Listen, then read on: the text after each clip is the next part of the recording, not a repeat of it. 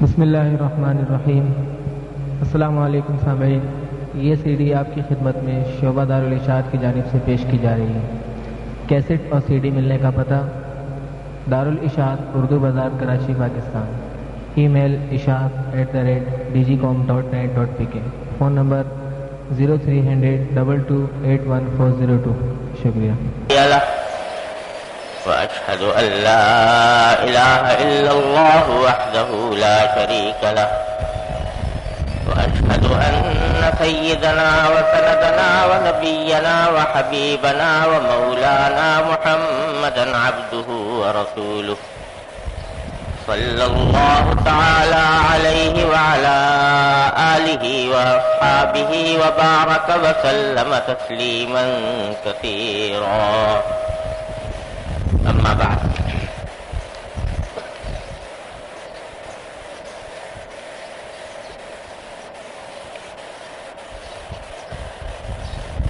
یہاں امام بخاری رحمۃ اللہ علیہ نے ایک طویل حدیث ذکر کی ہے، لمبی حدیث ہے، اور اس میں وفد عبد القیس کی حضور اقدس صلی اللہ علیہ وسلم کی خدمت میں حاضری کا واقعہ بیان کیا ہے۔ یہ عبد القیس ایک قبیلہ تھا جو بحرین میں آباد تھا۔ رسول کریم سرور دو عالم صلی اللہ علیہ وسلم مدینہ طیبہ میں تھے اور یہ قبیلہ بحرین میں آباد تھا۔ گویا مدینہ منورہ سے کم 1,500-2,000 میل کے فاصلے پر، 1,500 میل تقریباً کے فاصلے پر یہ رہتا تھا، اور اس کا ایک وفد مسلمان ہو کر رسول کریم صلی اللہ علیہ وسلم کی خدمت میں حاضر ہوا تھا، اور اس وفد کی حاضری کے مختلف واقعات حدیث کی کتابوں میں اختصار کے ساتھ، کہیں تفصیل کے ساتھ آئے ہیں، اور اس کے مسلمان ہونے کا واقعہ بھی بڑا عجیب و غریب ہے۔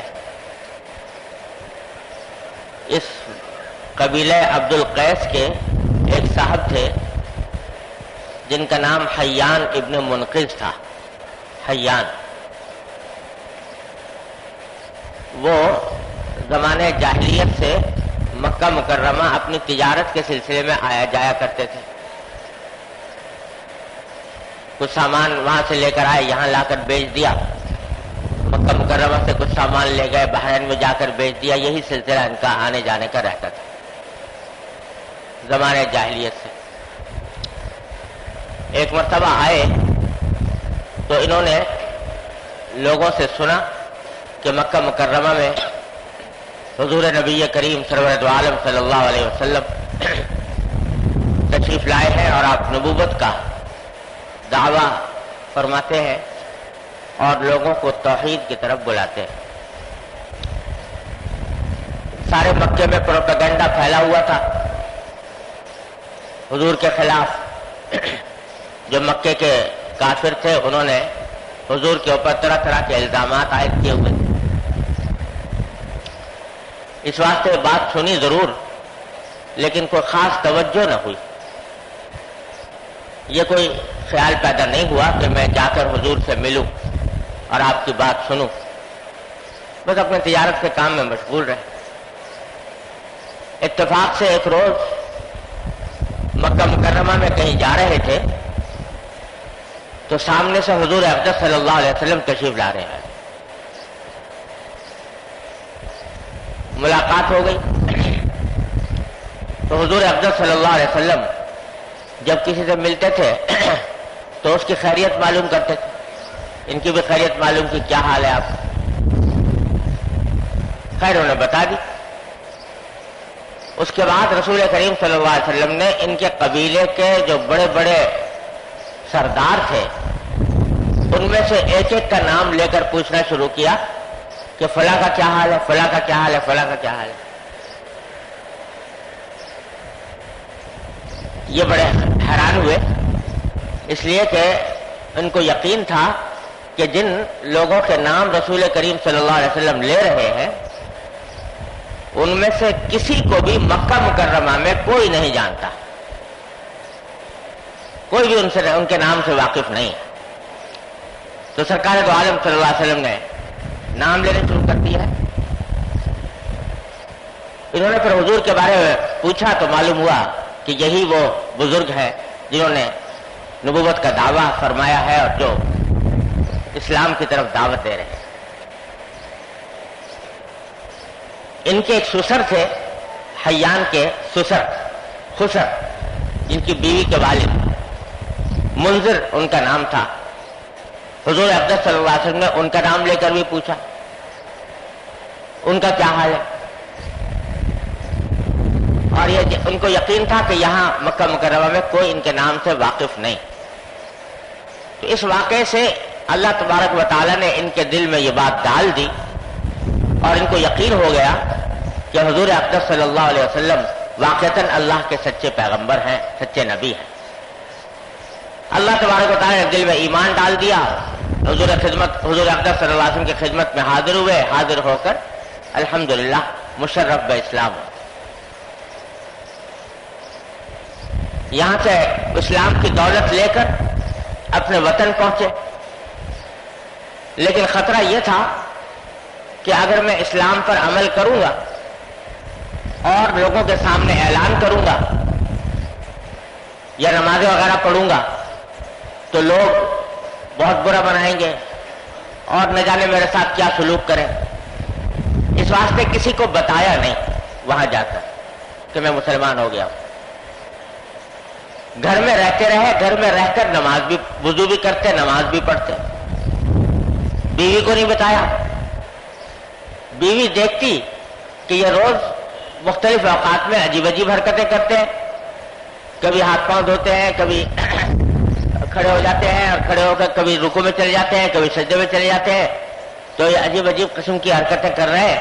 تو اس کو تعجب ہوا. ایک آدھ مرتبہ اس نے پوچھا بھی تو یہ طرح دے گئے.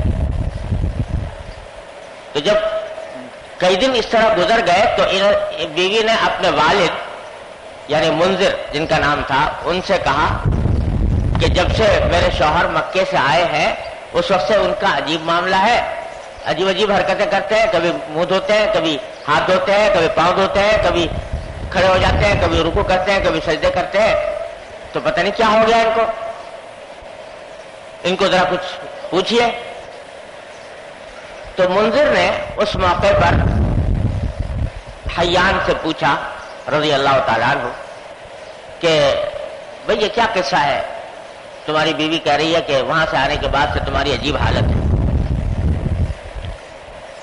اس پر حیان ابن منقذ رضی اللہ تعالیٰ نے سارا واقعہ سنایا اور کہا کہ در حقیقت اللہ تبارک و تعالیٰ نے مجھے ہدایت عطا فرمائی ہے اور مکہ مکرمہ کا یہ سفر میرے لیے ایک ہدایت کا پیغام لے کر آیا ہے اور میں نے رسول کریم صلی اللہ علیہ وسلم کی زیارت کی ہے، آپ کی باتیں سنی ہیں اور میں آپ پر ایمان لے آیا ہوں.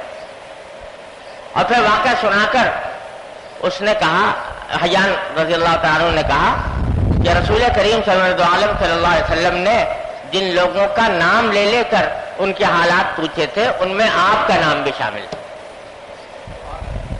منذر کا نام لے کر بھی آپ نے پوچھا تھا، کہا کہ میرا نام لیا تھا.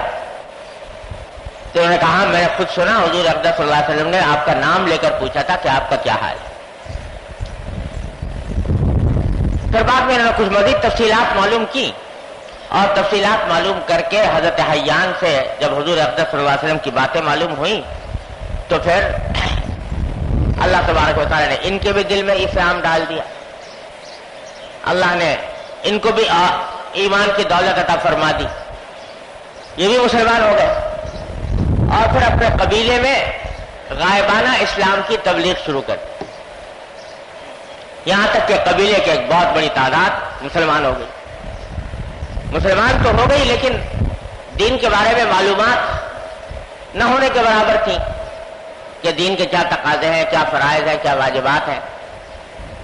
اس لیے منذر ابن عمرو نے یہ کہا، یعنی حیان کے خسر صاحب نے، کہ بھئی جب ہم اسلام لے آئے ہیں تو ایک مرتبہ سب مل کر رسول کریم صلی اللہ علیہ وسلم کی خدمت میں چلیں گے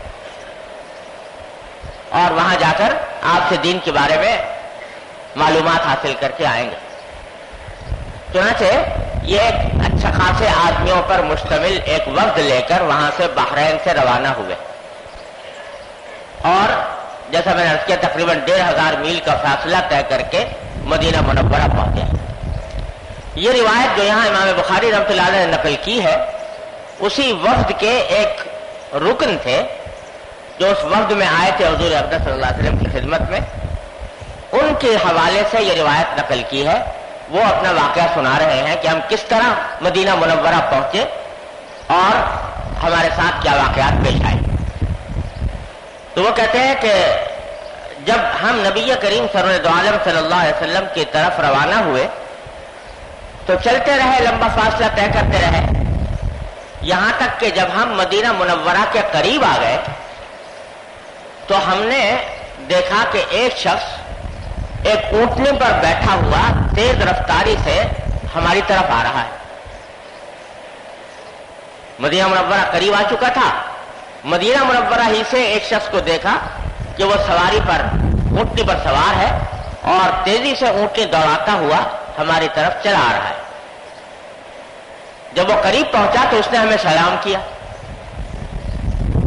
ہم نے سلام کا جواب دیا۔ پھر اس نے ہم سے پوچھا کہ آپ کون لوگ ہیں، کہاں سے آئے؟ ہم نے کہا کہ ہم عبد القیس کے قبیلے کے لوگ ہیں اور وفد بنا کر آئے ہیں اور مدینہ منورہ جا رہے ہیں۔ تو اس اونٹنی کے سوار نے جواب میں کہا کہ میں آپ کو خوش آمدید کہتا ہوں، مرحبا بکم و اہلا، ایاکم طلبت، میں آپ ہی کی تلاش میں مدینے سے نکلا تھا، آپ لوگوں کی تلاش میں نکلا تھا اور آپ کو خوشخبری سنانے آیا تھا۔ انہوں نے کہا کہ آپ کو کیسے پتا کہ ہم لوگ آ رہے ہیں اور خوشخبری سنانے کا کیا مطلب ہے؟ تو ان صاحب نے کہا کہ رات کل شام ہم نبی کریم صلی اللہ علیہ وسلم کے پاس بیٹھے ہوئے تھے تو آپ نے مجلس کے اندر مشرق کی طرف نظر اٹھائی، مشرق کی طرف، اور آپ نے سب لوگوں کے سامنے یہ فرمایا کہ کل تمہارے پاس اس مشرق کی طرف سے ایسے لوگ آئیں گے جو سارے عرب میں سب سے زیادہ بہترین وفد ہے، سارے جزیرے عرب میں سب سے بہترین وفد وہ کل تمہارے پاس آنے والا ہے اور اس مشرق کی طرف سے آئے گا۔ سرکار دو عالم صلی اللہ علیہ وسلم نے یہ بات فرمائی تھی۔ تو جب میں نے آپ سے یہ بات سنی تو میرے لیے رات گزارنا مشکل ہو گیا اور میں ساری رات کروٹیں بدلتا رہا کہ کسی طرح جلدی صبح ہو اور میں مشرق کی طرف روانہ ہو کر اس وفد سے ملاقات کروں اور اس کی زیارت کروں جس کے بارے میں رسول کریم صلی اللہ علیہ وسلم نے یہ خوشخبری دی ہے کہ سارے عرب میں سب سے بہترین وفد وہ ہے۔ لہذا صبح ہوتے ہی میں نے اپنی اونٹنی کو تیار کیا اور تیار کر کے میں روانہ ہو گیا، یہاں تک کہ اب دن چڑھ گیا تھا اور آپ لوگ نظر نہیں آ رہے تھے۔ میں کافی دور نکل آیا اور مجھے اندیشہ تھا کہ کہیں پتہ نہیں میں گم نہ ہو جاؤں اور آپ کسی اور راستے سے آ جائیں، لہذا ابھی میں واپسی کا ارادہ کر ہی رہا تھا کہ اتنے میں نے آپ کو آتے ہوئے دیکھ لیا۔ اللہ اکبر۔ تو فرماتے ہیں کہ ان کی یہ بات سن کر کہ رسول کریم صلی اللہ علیہ وسلم نے کل ہی ہمارا ذکر فرمایا اور اس طرح ذکر فرمایا کہ سارے عرب میں سب سے بہتر وقت ہے، ہمارے دل میں اور زیادہ شوق اور امنگ پیدا ہو گیا۔ اس کے بعد وہ جو اونٹنی پر سوار شخص آیا تھا اس نے اپنی اونٹنی کو موڑا اور واپس دوڑتا ہوا مدینہ منورہ کی طرف تیزی سے چلا گیا، یہاں تک کہ وہ ہم سے کافی پہلے رسول کریم صلی اللہ علیہ وسلم کی خدمت میں پہنچ گیا۔ جس وقت پہنچا تو حضور اقدس صلی اللہ علیہ وسلم تشریف فرما تھے اور آپ کے ارد گرد صحابہ کرام بیٹھے ہوئے تھے، جس میں کچھ مہاجرین بھی تھے اور کچھ انصار بھی تھے۔ اس نے جا کر رسول کریم صلی اللہ علیہ وسلم سے فرمایا کہ بی ابی و امی جئت ابشرک بوفد عبد القیس، کہ یا رسول اللہ میرے ماں باپ آپ کا قربان ہو، میں آپ کو وفد عبد القیس کے آنے کی خوشخبری دینے کے لیے آیا ہوں۔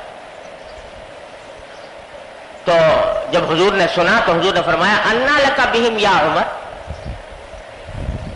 یہ عمر کا لفظ ہے یہاں پر، شاید یہ حضرت عمر تھے، حضرت عمر ابن خطاب رضی اللہ تعالیٰ عنہ، یا اور کوئی صحابی تھے جن کا نام عمر تھا، اس کی وضاحت نہیں ہے، شاید حضرت عمر ہی ہوں گے۔ تو کہا فقال انا لک بہم یا عمر، اے عمر یہ آپ کو کہاں سے مل گئے عبد القیس کے لوگ جن کے آپ کہہ رہے ہیں کہ وہ آنے والے ہیں؟ تو میں نے کہا کہ انہوں نے کہا کہ الائی علی اثری، کیا رسول اللہ وہ میرے پیچھے پیچھے آ رہے ہیں۔ اور پھر انہوں نے واقعہ سنایا کہ اس طرح میں صبح سے نکلا ہوا تھا، آپ کی بات سن کر میں چل کھڑا ہوا تھا اور صبح سے نکلا ہوا تھا ان کی تلاش میں، اور اس طرح اللہ تعالیٰ نے ان سے میری ملاقات کرا دی۔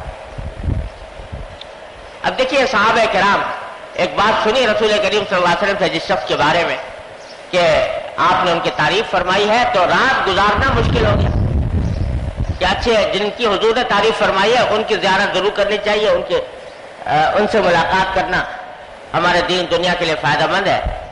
تو فرمایا کہ میں اس طرح ان کے پیچھے گیا تھا تو میری ان سے ملاقات ہو گئی۔ تو رسول کریم صلی اللہ علیہ وسلم نے جواب میں فرمایا بشرک اللہ بخیر، اللہ تعالیٰ تمہیں اور زیادہ خوشخبریاں سنائے۔ یہ دعا دی ان کو، اور کیونکہ سب لوگوں کو پتہ چل گیا تھا کہ اب عبد القیس کا وفد آنے والا ہے، اور وفد بھی وہ ہے جس کی حضور اقدس صلی اللہ علیہ وسلم نے اتنی تعریف فرمائی ہے، تو جتنے لوگ حضور اقدس صلی اللہ علیہ وسلم کے پاس بیٹھے ہوئے تھے وہ سب اپنی اپنی جگہ ذرا سنبھل کر بیٹھ گئے، تیاری سے بیٹھ گئے کہ ان کا آنے والوں کا استقبال کریں اچھی طرح، اور ذرا ترتیب سے نظم و ضبط کے ساتھ بیٹھ جائیں، اپنی جگہ پر بیٹھ گئے۔ حضور اقدس صلی اللہ علیہ وسلم بیٹھے ہوئے تھے تو فرماتے ہیں کہ آپ نے اپنی چادر کا دامن، چادر اوڑے ہوئے تھے، چادر کا دامن اپنے دست مبارک کے نیچے رکھا، اور نیچے رکھ کر اس کے اوپر سہارا لیا ایسے کر کے، اور اپنے پاؤں پھیلا دیے، جیسے آدمی سستانے کے لیے تھوڑی دیر کو پاؤں پھیلا لیتا ہے، اس طریقے سے آپ نے تکیہ لگایا اپنے ہاتھ کا اور دونوں پاؤں پھیلا لیے۔ امام بخاری رحمۃ اللہ علیہ یہاں یہ حدیث اسی جملے کی وجہ سے لائے ہیں، یہ بتانے کے لیے کہ جہاں بے تکلف اپنے احباب بیٹھے ہوئے ہوں اور بے تکلف دوست بیٹھے ہوں، تو وہاں اگر کوئی آدمی اپنے پاؤں بھی پھیلا لے تو یہ کوئی بے ادبی کی بات نہیں ہے۔ اگر بے تکلف لوگ بیٹھے ہیں اور ان میں کوئی بھی ایسا نہیں ہے کہ جس کو اس طرح بیٹھنا ناگوار ہو، تو اس طرح بیٹھنے میں کوئی مذائقہ نہیں۔ رسول کریم صلی اللہ علیہ وسلم نے اس موقع پر شاید کچھ تعب ہو جس کی وجہ سے پاؤں پھیلا لیے، اور یہ بات ظاہر کرنا بھی مقصود ہے کہ اس طرح پاؤں پھیلا کر بیٹھنے میں کوئی مذائقہ بھی نہیں، ورنہ عام عادت رسول کریم صلی اللہ علیہ وسلم کی یہ نہیں تھی۔ عام عادت یہ تھی کہ جب صحابہ کرام رضی اللہ تعالیٰ عنہم اجمعین کے درمیان تشریف فرما ہوتے تو بڑی متواضع نشست ہوتی تھی، اس میں اتنی متواضع نشست ہوتی تھی کہ ایک حدیث میں ایک صحابی بیان فرماتے ہیں کہ میں نے ساری زندگی، ذرا غور سے سنیے، میں نے ساری زندگی رسول کریم صلی اللہ علیہ وسلم کو بیٹھتے وقت اس طرح نہیں دیکھا کہ آپ کے گھٹنے، آپ کے مبارک گھٹنے اپنے برابر بیٹھے ہوئے آدمی سے آگے ہوں۔ ساری زندگی میں نے اس طرح کبھی بیٹھے ہوئے نہیں دیکھا، یعنی جب کسی کے ساتھ بیٹھتے تھے تو یہ نہیں کہ اس سے آگے ہو کے بیٹھ جائیں، بلکہ دائیں بائیں جو بیٹھے ہیں ان کے گھٹنے اور آپ کے گھٹنے برابر ہوا کرتے تھے، آپ کے گھٹنے آگے نہیں بڑھتے تھے، دوسرے جو پاس بیٹھے ہوئے لوگ ہیں ان سے. یعنی اتنا امتیاز بھی رسول کریم صلی اللہ علیہ وسلم کو ظاہر کرنا پسند نہیں تھا کہ جس سے ذرا سا بھی امتیاز ظاہر ہو اپنے ہم نشینوں کے مقابلے میں. جیسے عام لوگ بیٹھے ہیں اسی طرح رسول کریم صلی اللہ علیہ وسلم بھی تشریف فرما ہوتے تھے. شاید میں نے پہلے بتایا تھا کہ ایک زمانہ وہ تھا کہ حضور افضل صلی اللہ علیہ وسلم اسی طرح عام لوگوں کے درمیان صحابہ کرام کے درمیان بیٹھ جایا کرتے تھے اور آپ کوئی امتیازی جگہ اپنے لیے بنانا پسند نہیں فرماتے تھے. یہاں تک کہ بسا اوقات یہ ہوتا کہ ایک اجنبی آدمی آیا اور وہ حضور افضل صلی اللہ علیہ وسلم کی زیارت کرنے کی غرض سے آیا, آپ سے کوئی بات پوچھنے کے لیے آیا, تو اس کو پتہ ہی نہیں چلتا تھا کہ حضور کون سے ہیں, اس لیے کہ اس طرح بیٹھے ہیں کہ کوئی امتیاز ہی نہیں ہے, پتہ ہی نہیں چلتا تھا کہ کون ہے. جب کچھ دن اس طرح گزر گئے تو صحابہ کرام رضی اللہ تعالیٰ اجمعین نے حضور افضل صلی اللہ علیہ وسلم سے درخواست کی کہ یا رسول اللہ اس طرح آپ تشریف فرما ہوتے ہیں تو آنے والوں کو بھی زحمت ہوتی ہے, پتہ نہیں چلتا کہ آپ کون ہیں.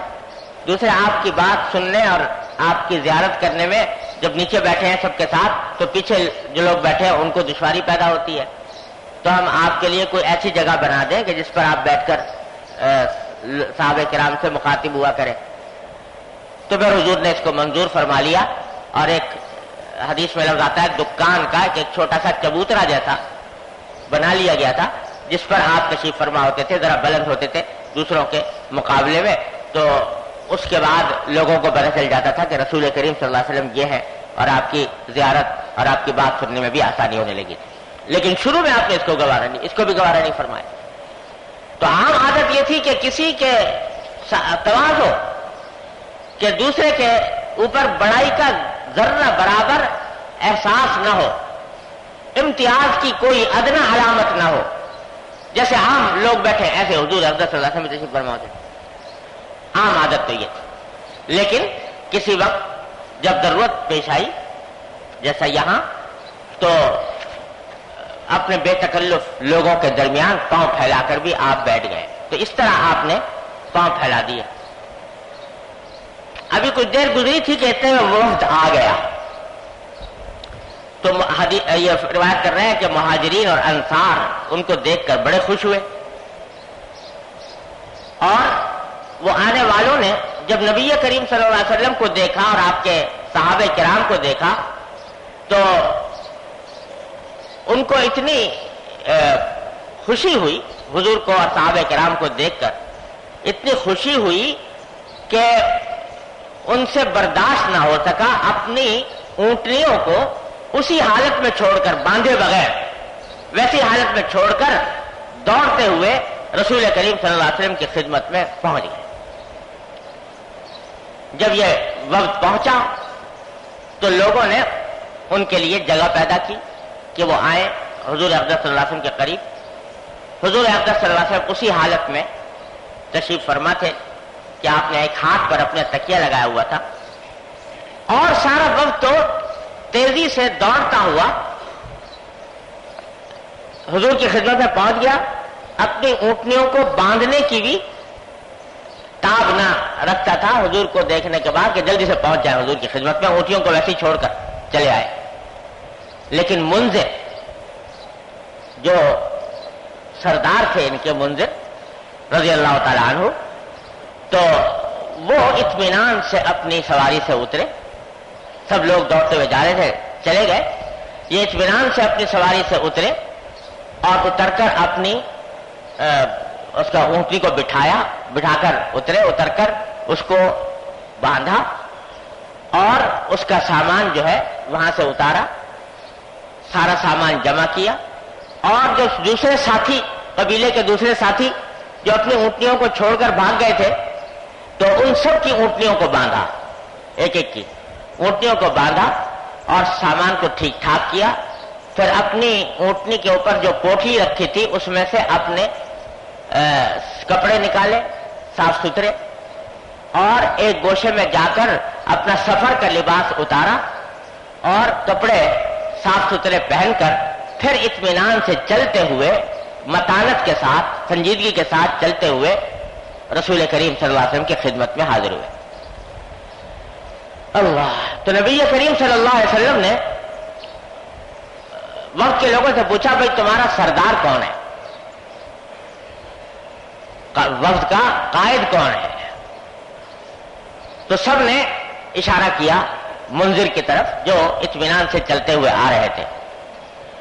تو حضور نے پوچھا کہ کیا یہ تمہارے سرداروں کے بیٹے ہیں, یعنی ان کے والد وغیرہ بھی تمہارے سردار تھے؟ تو لوگوں نے کہا کہ ہاں ان کے والد, ان کے آبا و اجداد جو تھے جاہلیت میں بھی ہمارے سردار تھے, اور یہی صاحب ہیں کہ جنہوں نے ہمیں اسلام کی تبلیغ کی ہے اور جن کی بدولت اللہ تبارک و تعالی نے ہمیں ایمان کی دولت عطا فرمائی. تو جب وہ حضور اقدس صلی اللہ علیہ وسلم کے پاس پہنچ گئے تو وہ ایک گوشے میں بیٹھنے لگے جہاں جگہ چھوٹی ہوئی تھی, آگے بڑھنے کے بجائے ایک گوشے میں بیٹھنے لگے. اس وقت تک رسول کریم صلی اللہ علیہ وسلم اپنے ہاتھ کا تکیہ لگائے ہوئے اور پاؤں پھیلائے ہوئے تشریف فرما تھے. جب وہ بیٹھنے کا ارادہ کرنے لگے تو آپ سیدھے ہو کر بیٹھ گئے, اپنی اس نشست کو تبدیل فرما لیا, پاؤں سکیڑ لیے اور سیدھے ہو کر بیٹھ گئے. اور پھر آپ نے ان کو بلایا کہ آپ یہاں آ کر بیٹھیے, اپنے پاس بلا کر ان کو دعوت دی.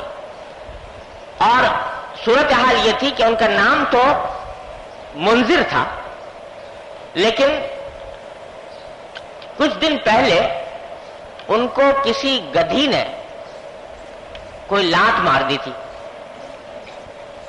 اور اس کی وجہ سے ان کے پیشانی پر زخم ہو گیا تھا. وہ زخم تو بھر گیا, لیکن زخم ایسا تھا کہ جو بھرنے کے باوجود اپنا نشان چھوڑ گیا تھا. تو ایسا شخص جس کے چہرے پر زخم ہو اور زخم کا نشان ہو اس کو عربی میں اشج کہتے ہیں, اشج. تو آپ نے ان کو جب دعوت دی تو فرمایا کہ ہاں ہونا یا اشج, کہ اے اشج یہاں آ جائیے, یعنی اے وہ صاحب جن کے پیشانی پر زخم کا نشان ہے وہ یہاں آ کر میرے پاس بیٹھ جائیے.